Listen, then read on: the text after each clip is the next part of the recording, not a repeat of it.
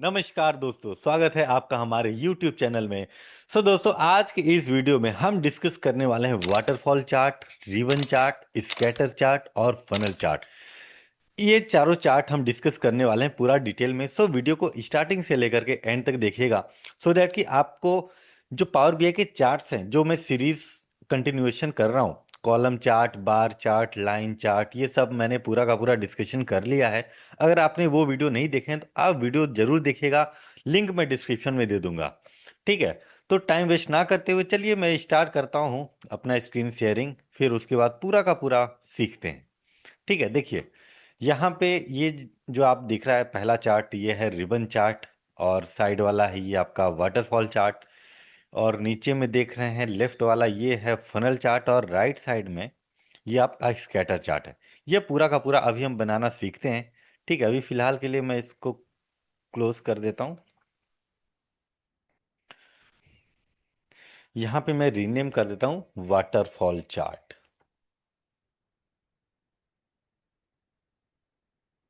ठीक है, simple. Okay, सबसे पहले आप ये देखिए यहाँ पे, ये जो बिल्ड सेक्शन है, बिल्ड सेक्शन में आपको वाटरफॉल चार्ट ये है यहाँ पे, थर्ड रो सेकंड वन। इस पे जैसे मैं क्लिक करता हूं तो यहाँ पे वाटरफॉल चार्ट का एक चार्ट रेडी हो गया, तैयार हो गया। अब इसमें हम categories break down, Y axis, tool tip, इसमें हम फिलअप करते हैं। सबसे पहले वाई एक्सिस में हमको न्यूमेरिकल वैल्यूज डालना है, जैसे सेल्स, प्रॉफिट, इस तरीके। तो अभी फिलहाल के लिए मैं प्रॉफिट डाल देता हूं।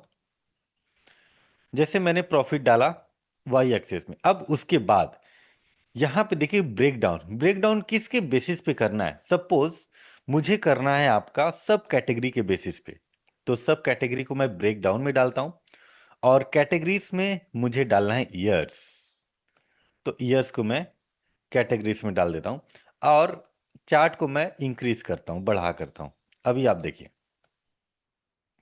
इसका मैं डेटा लेवल्स ऑन कर देता हूं, दैट कि अच्छे से क्लियरिटी आ जाए।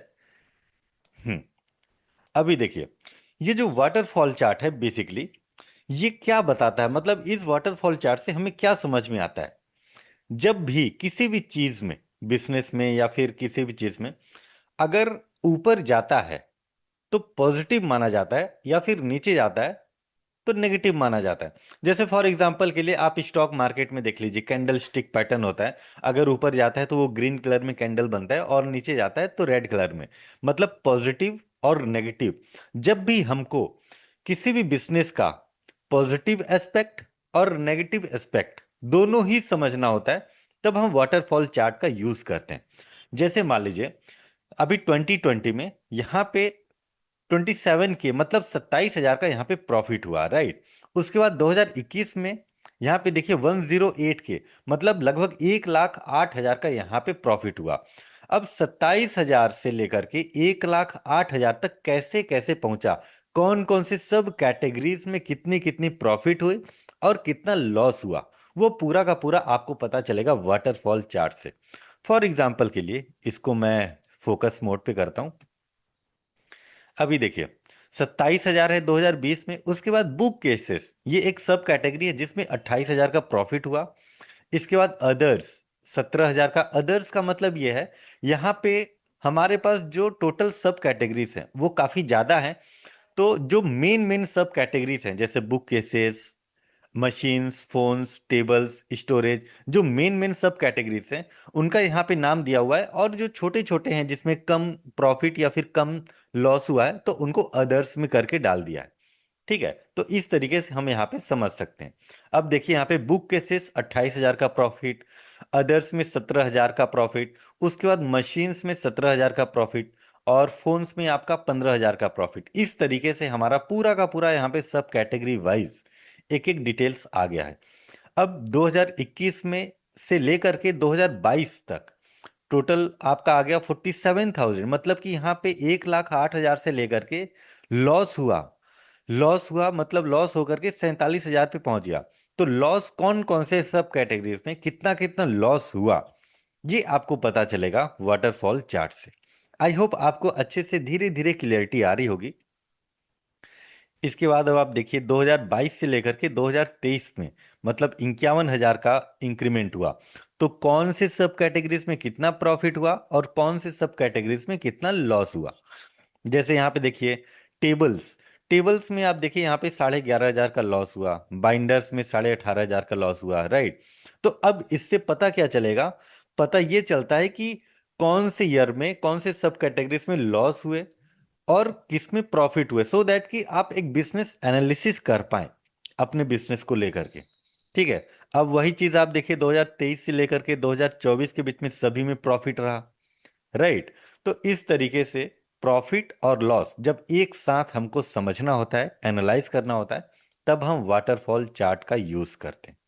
अब इसका हम क्या करते हैं, सिंपल फॉर्मेटिंग करके हम इसका विजुअल बॉर्डर ऑन कर देते हैं। ठीक है। आई होप आपको समझ में आ गया होगा। यहाँ पे मैं वाटरफॉल चार्ट डाल देता हूँ नीचे टाइटल में,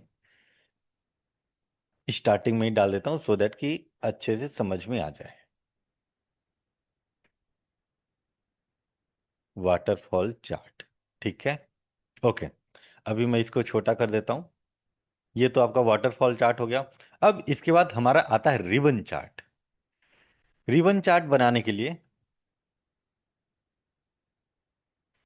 यहाँ पे देखिए थर्ड रो फर्स्ट वन, ये आपका रिबन चार्ट है। अब रिबन चार्ट पे मैं क्लिक करता हूँ। जैसे मैं रिबन चार्ट पे क्लिक कर रहा हूँ तो इसको मैं थोड़ा इधर ले आता हूँ। हाँ, अभी यहाँ पे X axis, Y axis, legend, small multiples, tool tip, ये सभी हैं। अभी आपको वाई एक्सिस में सिंपल डालना है सेल्स, और एक्स एक्सिस में ईयर्स, लीजेंड में डालना है कैटेगरी। ठीक है, इसका मैं डेटा लेवल ऑन कर देता हूं।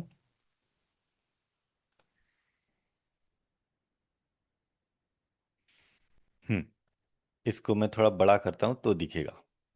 देखिए अब इससे क्या पता चलता है, सिंपल ऐसा समझिए कि ये जो है ये आपका टेक्नोलॉजी वाला है, और नीचे ये आपका ऑफिस सप्लाईज, और सबसे नीचे ब्लू कलर वाले ये फर्नीचर्स, राइट। तो जब हमको रैंकिंग देखना होता है, over a period of time ranking देखना होता है कि कौन से कैटेगरी का या फिर कौन से सब कैटेगरी का रैंकिंग कितना चेंज हो रहा है ईयर वाइज। मतलब कि 2020 में देखिए टेक्नोलॉजी सबसे टॉप पे है, मतलब सबसे ज्यादा सेल हो रही है टेक्नोलॉजी का, रैंकिंग मतलब फर्स्ट पे है। उसके बाद भी रैंकिंग फर्स्ट पे है। उसके बाद आप देखिए 2022 में 2022 में सबसे नीचे आ गई, मतलब कि जो रैंकिंग है सबसे नीचे आ गई, और सेल भी जो है वो सबसे कम हो गया, राइट। जब भी हमको रैंकिंग देखना होता है कैटेगरीज में या फिर सब कैटेगरीज में over a period of time, तब हम यूज करते हैं रिबन चार्ट। अभी यहां पे आप देखिए सेकंड वाला, अब ये ऑफिस सप्लाईज है। अब 2021 में थर्ड रैंक पे आ गया, फिर उसके बाद 2022 में सेकंड रैंक, फिर 2023 में फर्स्ट, फिर उसके बाद आप देखिए 2024 में फर्स्ट। ठीक है।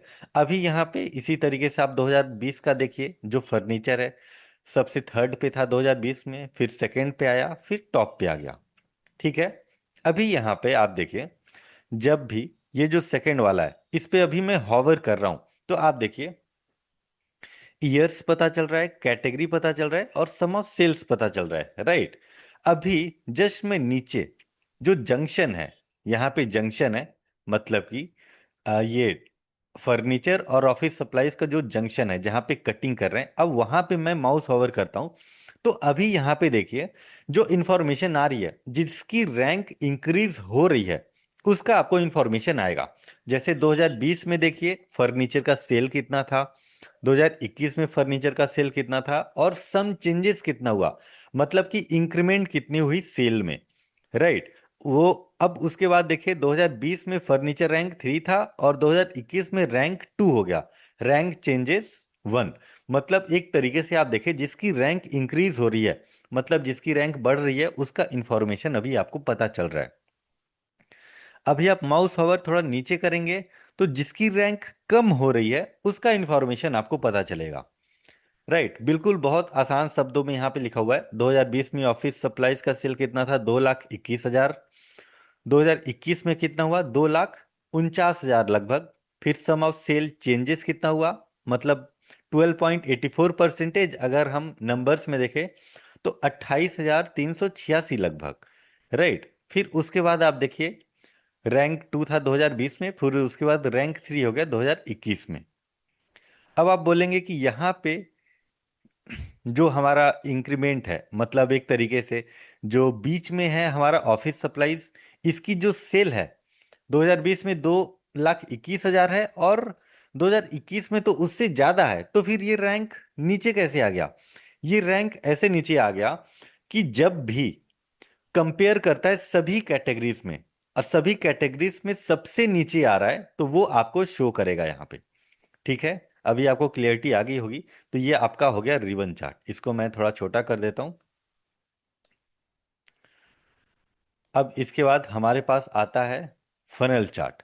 ठीक है, अब फनल चार्ट कहाँ पे है? यहाँ पे थर्ड रो में थर्ड वन, ये आपका फनल चार्ट है। इसको मैं अभी रिबन चार्ट को छोटा करके इधर कर देता हूँ।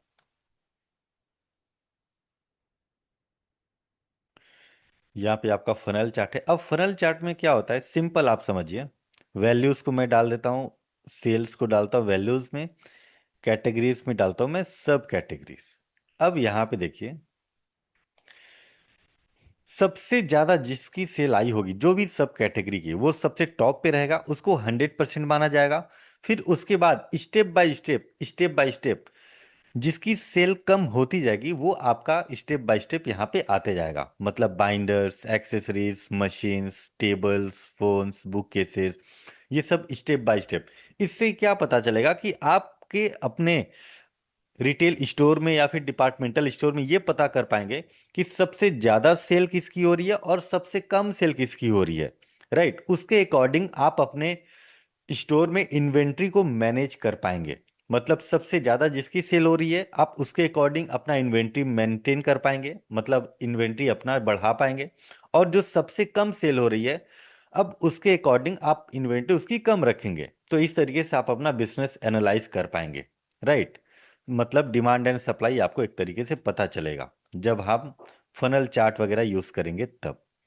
ठीक है, उसके बाद एक हमारे पास चार्ट है स्कैटर चार्ट। इस पे मैं क्लिक करता हूं। पहले मैं इसका फॉर्मेट प्रिंटर करके, फॉर्मेट प्रिंटर लगा करके यहाँ पे मैं बॉर्डर लगा देता हूँ।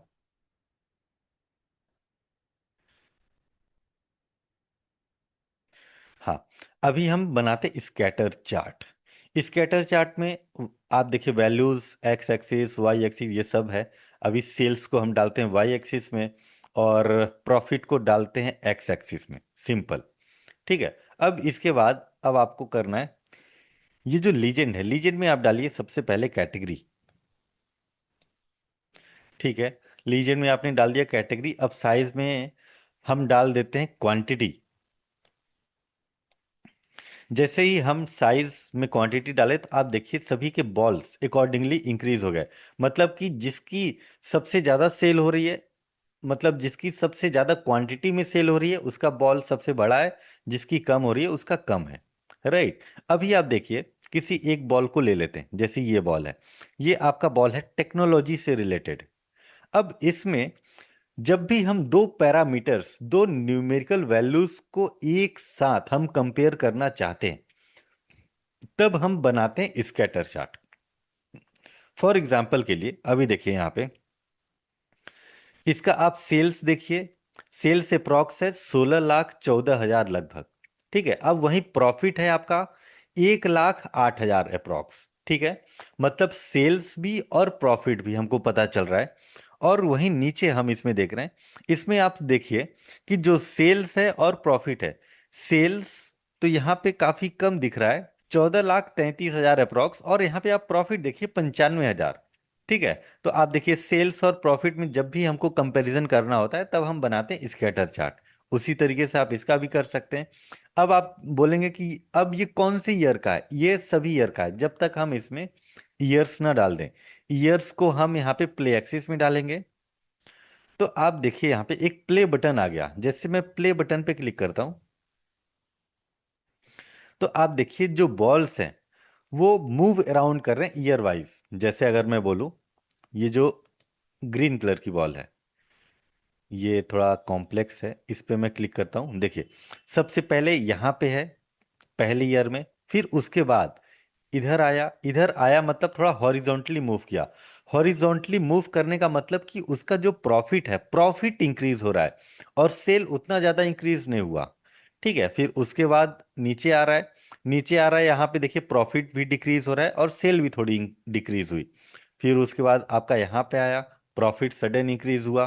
फिर उसके बाद ऊपर जा रहा है, ऊपर जा रहा है मतलब वर्टिकल ऊपर गया, तो आपका सेल इंक्रीज हुआ, बल्कि प्रॉफिट उतना ज्यादा नहीं हुआ। अगर मैं नीचे से कंपेयर करूं, नीचे का प्रॉफिट देखिए 34,871 है, राइट। अब मैं ऊपर का करता हूं, देखिए 33,000 है। अब इसका मतलब कि ऊपर में जो प्रॉफिट मिल रहा है वो कम मिल रहा है एज कंपेयर टू नीचे वाले में। तो इस तरीके से हम क्या है कि प्रॉफिट को और सेल्स को एक साथ कंपेयर कर सकते हैं। अभी तो हमने सब कैटेगरी वाइज देखा है, सॉरी कैटेगरी वाइज। अब मैं यहाँ पे कैटेगरी को रिमूव करके सब कैटेगरी डालता हूँ। थोड़ा और कॉम्प्लेक्स हो जाएगा क्योंकि सब कैटेगरीज के ज़्यादा हैं। अब मैं प्ले करता हूँ, तो अभी आप देखिए इसमें सबसे ज़्यादा ये जो बॉल है पिंक वाली, ये ज़्यादा इधर उधर कर रही है। मतलब कि एक तरीके से ऐसा समझ सकते हैं कि इसका सेल और प्रॉफिट मतलब स्टेबल नहीं है, कभी सेल ज़्यादा हो रहा है तो कभी प्रॉफिट ज़्यादा हो रहा है। तो इस तरीके से हम इसको एनालाइज कर पाएंगे और समझ सकते हैं। ठीक है, आई होप आपको स्कैटर चार्ट समझ में आ गया होगा। वैसे तो चारों चार्ट आपको समझ में आना चाहिए क्योंकि ये काफ़ी इंपॉर्टेंट हो जाते हैं बिजनेस पर्पज से लेकर के एनालाइज करने के लिए। ठीक है, तो अगर आपको ये वीडियो अच्छी लगी होगी तो आप इस वीडियो को लाइक कीजिएगा, चैनल को सब्सक्राइब कीजिए, और हाँ अपने दोस्तों के साथ जरूर शेयर कीजिएगा जो पावर बीआई सीखना चाहते हैं, क्योंकि इस सीरीज में हम पूरा का पूरा चार्ट्स कवर अप करने वाले हैं, ईच एंड एवरी चार्ट्स। ठीक है, तो मिलते हैं नेक्स्ट वीडियो में। तब तक के लिए जय हिंद, जय भारत। चैनल को सब्सक्राइब कर दीजिए। Thank you so much.